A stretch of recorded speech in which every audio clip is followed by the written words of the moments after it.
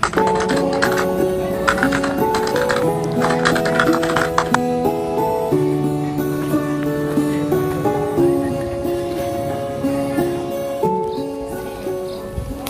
Assalamualaikum warahmatullahi wabarakatuh. Kembali lagi bersama Aylan Al-Maglumi. Sekarang berada di Kampung Cibelang Hilir, Desa Cikancana, Kecamatan Gekbrong, Kabupaten Cianjur. Yang mana kampung ini banyak yang terkena gempa bumi yang menghancurkan rumah-rumah warga. Ya, ini saya sedang di permukiman tenda daruratnya. Tenda darurat, dan ini adalah majelis daripada Ibnu Izzuddin Al-Yasin yang dibuat untuk sementara. Kita akan ngobrol-ngobrol bersama pimpinan Pondok Pesantren Ibnu Izzuddin Al-Yasin, yaitu Ustadz Pimpin Al-Bulkini. Ya, nanti simak. Terima kasih.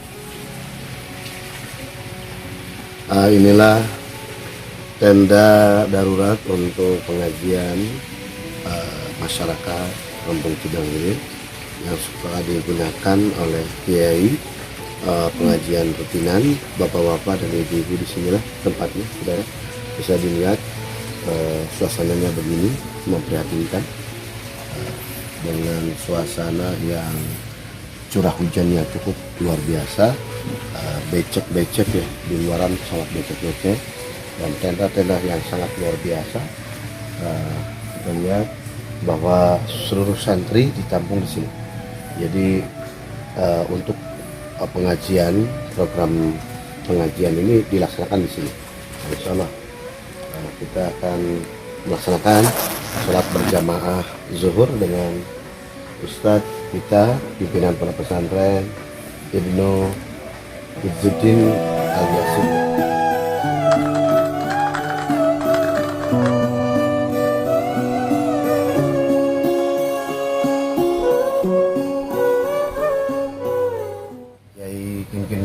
Ini pimpinan Pondok Pesantren Ibnu Izzuddin Al-Yasin ya, yang terkena musibah besar. Bahwa kita ketahui bahwa rumah, fasilitas Pondok Pesantren, bangunannya rata, dan juga yang paling memprihatinkan sejumlah santri ya, santri 4 orang ya yang meninggal dunia. Semoga santri Pondok Pesantren Ibnu Izzuddin yang meninggal dunia 4 orang menjadi syuhadanya Allah Subhanahu wa taala. Allahumma ighfir lahum warhamhum wa'afihim wa'fu. Baik, kita akan langsung menanyakan tentang kronologis kejadian ya. Ini sudah hampir 1 bulan lebih, jadi pasca pemulihan sekarang ya. Tapi sebelumnya saya ingin mendengar secara langsung dari Kiai bagaimana pas waktu kejadiannya sendiri. Waktu kejadian itu bertepatan pada tanggal 21 ya. 21 November. Nah, 21 November. Hari Senin. Setengah 2. Itu tepat jam 13.20. Jam 13.20. Karena saya ngelihat dulu jam waktu kejadian itu. Maksud saya ngelihat jam itu baru mau mulai belajar. Mau belajar nah, anak-anak santri. Ya. Betul. Biasanya kan kita mulai jam 2, jam 14. Ini jam 13.20 dikarenakan saya ada keperluan yang sangat mendesak gitu, jadi diawalkan tuh waktunya. Jam 13.20 kan biasanya kita sebelum belajar sekolah diniyah khusus kita biasa awalnya baca Quran dulu. Betul. Jadi para santri di jam 13 itu berada di madrasah ya. Di madrasah sudah ada semuanya untuk baca Al-Quran. Betul. Nah, sebelum kita belajar ke tahap selanjutnya, kita baca Al-Quran dulu sebagai rutinitas Pondok Pesantren. Rutinitas pesantren. Terus biasa baca kitab kuning sorogan, betulnya sorogan, kitab dunia. Nah, pas waktu itu kata saya anak-anak kita mulai belajar, kita baca doa, terus baca Asmaul Husna. Kita sebelum belajar, sebelum pengajian kita suka membaca Asmaul Husna, itu diwajibkan. Baru baca Asmaul Husna, belum dibaca Asmaul Husna, Belum dibaca. belum dibaca, ternyata ada Getaran. getaran yang sangat Cepat sekali besar ya. besar itu. Nah, lalu anak-anak cepat keluar, baru begitu kita keluar langsung, anak-anak masih di dalam, Masih di dalam posisinya. ya masih di dalam. Anak langsung cepat keluar, itu semakin getarannya itu semakin besar. Semakin besar. Pas saya loncat ke pintu, tiba-tiba itu tanahnya itu bergeraknya bukan ke pinggir gitu. Ini ya. Ya begini. Oh iya. Makanya saya lari juga, berjalan juga kayak di air. Betul. Terus saya mental ke jalan. Setelah gempa itu lalu rubuh lah. Nah, pas saya ke jalan mental itu, ya kedengaran itu dakan coran itu, Dakcaran coran bangunan itu. Nah, ambruk.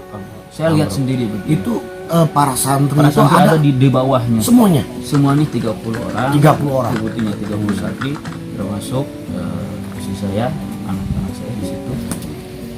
Pas kejadian seperti itu, waktu itu pas saya lihat ledakan itu jatuh, ya, ledakan itu jatuh, ya kita enggak apa ya namanya shock. Nah, ya. udah pasrah. Yang 30 orang termasuk istri saya ya, karena Tertimbun reruntuhan itu. Terus pada waktu sudah kejadian, Nah, pada waktu pas waktu itu saya jadi apa ya pasrah, terus gelap kelihatan itu gelap. Nah, makanya saya nggak sadarkan diri, tapi ini terus-terusan saya pikir, ya Allah, ya Allah, ya Rasulullah, ya Tuhan Syekh, ya Allah, ya Rasulullah, ya Tuhan Syekh, bahkan saya sempat dibawa ke sini. Ini kan kebun ini tuh perkebunan. Saya dibawa ke sini sama anak-anak santri dan warga, diamankan. Katanya cerita dari orang ya. kata warga, kita kan nggak ingat ya, dibawa ke sini. Kata-kata warga, cerita dari orang-orang itu Sadidin betul-betul apa ya, apa nih yang mananya, ini bela sama santrinya itu. Karena apa? Karena katanya saya bilang, ya Allah, ya Rasulullah, ya Tuhan Qadir Jailani, masukkan ke surga orang pada santri beserta orang tua. Saya gitu ngomong gitu. Jadi pas waktu dalam keadaan tidak sadar itu Pak warga dan santri membawa Ustadz Kimkin ini ke perkebunan ini dan mendengar dari mulut Ustadz Kimkin ini, ya Allah, ya Rasulullah, ya Tuhan Syekh Abdul Qadir Jailani, masukkan santriku dan dengan beserta orang tua. Karena apa? Karena ya kan saya itu mati semua ya, beserta istri dan anak. Betul. Makanya saya langsung dibawa, saya itu nyesek. Nah, dari bawah langsung ke rumah sakit. Saya dibawa ke rumah sakit, ya sadarkan dulu di sadar di rumah sakit sayang ya, RSUD. Nah, termasuk istri saya juga nggak tahu kita dibawa ke rumah sakit. Pas dibawa ke rumah sakit, kita sadar di rumah sakit, kita belum tahu keadaan itu. Yang kita tahu udah pada meninggal. Ya. Anak santri meninggal, termasuk ya istri saya, anak saya. Ya, pasca gempa ini Cianjur ini luar biasa. Cianjur bencana, pondok pesantren Ibnu Izzuddin terluka, bahkan ada yang meninggal syuhada ya. Pas waktu tahu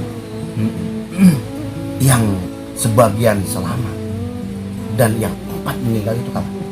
Itu sebelum maghrib. Saya tahu karena istri saya ke sana ya. Nah, begini ceritanya.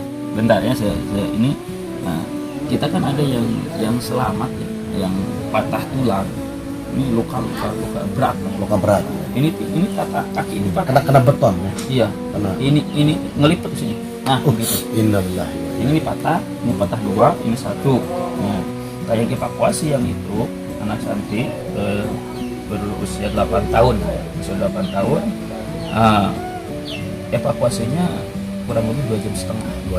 Karena kejat itu dakan. Evakuasi 2 jam setengah. Nah, waktu kita sadarkan diri di rumah sakit, kita belum tahu keadaan di sini. Pas mau maghrib, ternyata istri saya nyari saya di rumah sakit. Pas ketemu saya, nah, istri saya itu pas ketemu ya kita juga apa ya kayak di sinetron, kayak drama gitu televisi ya. Pas saya mah pengennya itu mimpi kejadian yang kemarin itu, pengen mimpi gitu ya saya. Padahal itu nyata ya. Nyata. Nah, pas awal saya dengar kabar di sini, ternyata istri saya dari ke rumah sakit. Nah, singkat ceritanya kita ketemu istri. Nah, ya kita berkurang lah shock kita. Nah, terus katanya anak santri kita meninggal 4 orang, yang luka-luka ada, terus yang luka berat ya anak adik saya itu. Jadi mendengar dari istri langsung. Jadi ada yang meninggal 4 orang. Alhamdulillah. Yang dikira istri saya itu meninggal suaminya. Saya suaminya. Iya. Nah, istri saya yang dikira oleh Ustadz Indin istri dan anaknya yang meninggal. Padahal tidak. Diselamatkan oleh Allah. Termasuk kan yang di bawah runtuhan itu kan istri saya lagi ngajar, istri saya juga lagi ngajar anak-anak santri. Yang jarang anak santri, saya dikira semuanya meninggal. Ternyata pas rumah sakit, alhamdulillah istri saya, anak saya sudah selamat. Yang meninggal 4 orang, yang luka berat, yang patah kakinya. Terus pasca kejadian tersebut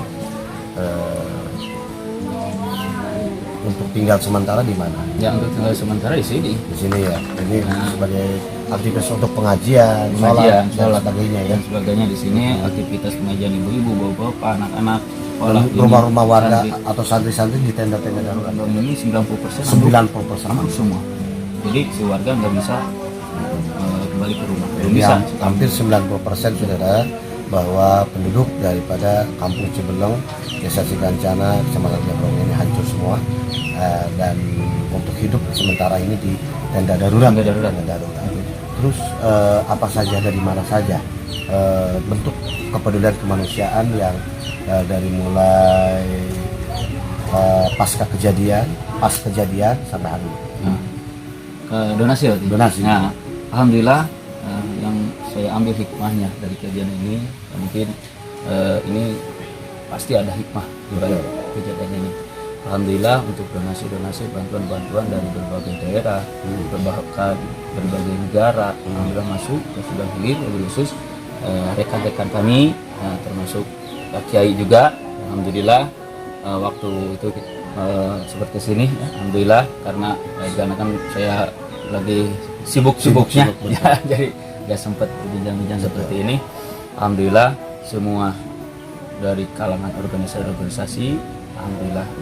Nah, ini berkat silaturahmi ada dari Jawa Timur, Solo, Magelang, Majalengka, bahkan ada dari Kalimantan.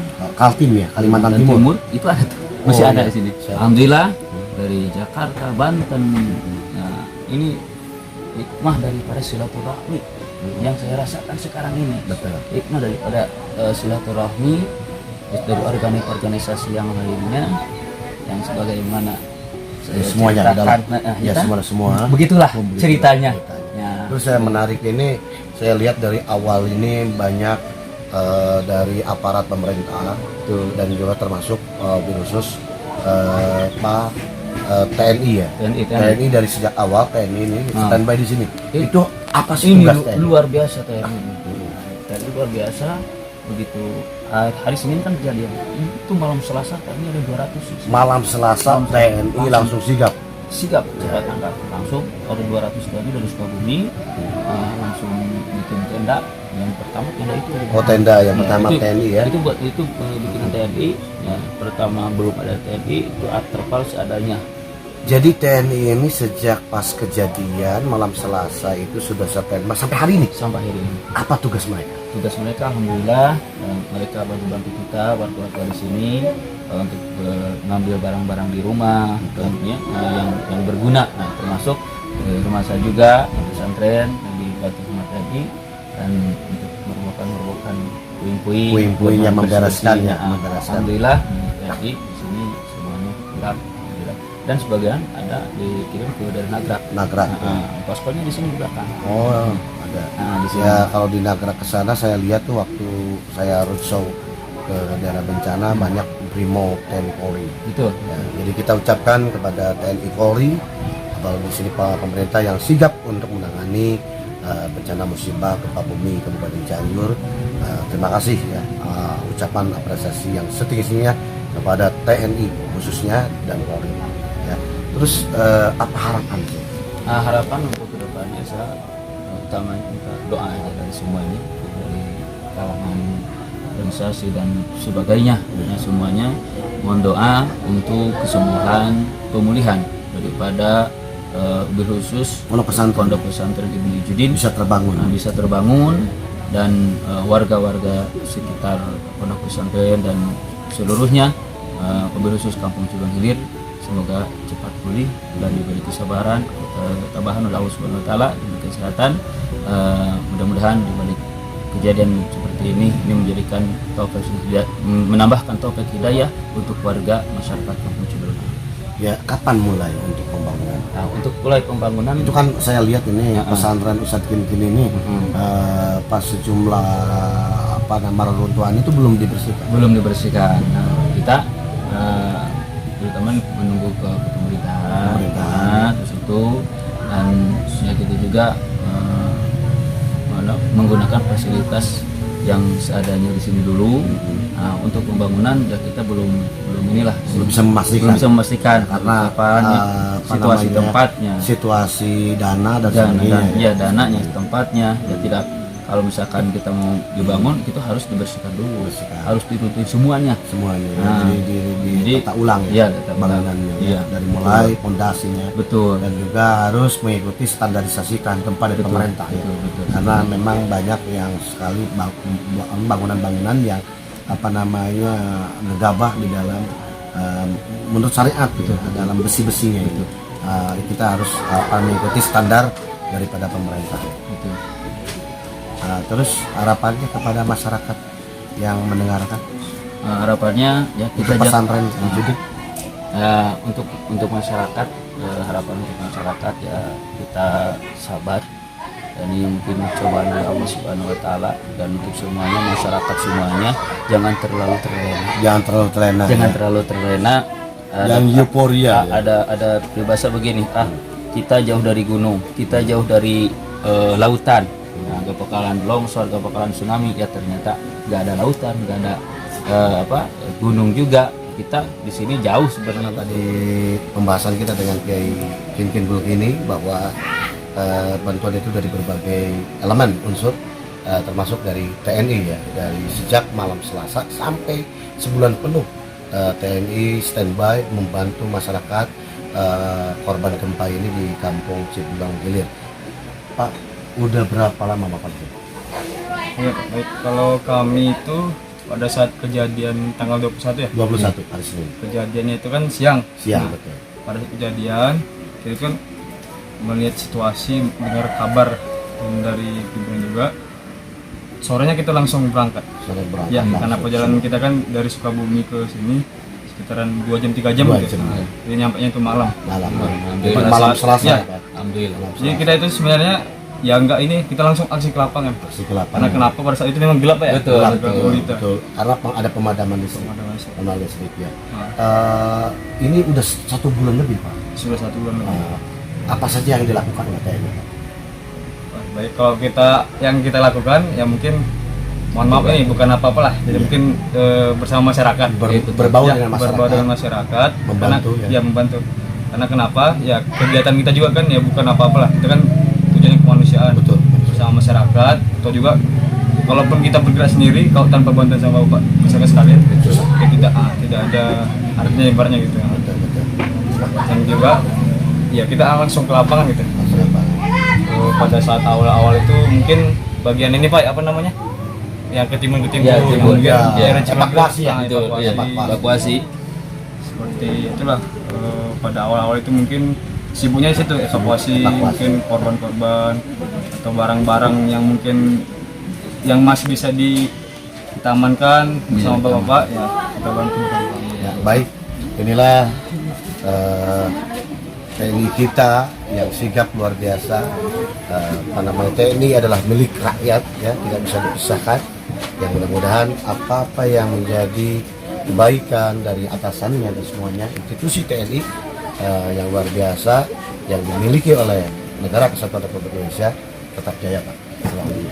Terima kasih atas bantuannya terhadap masyarakat Kabupaten Cianjur.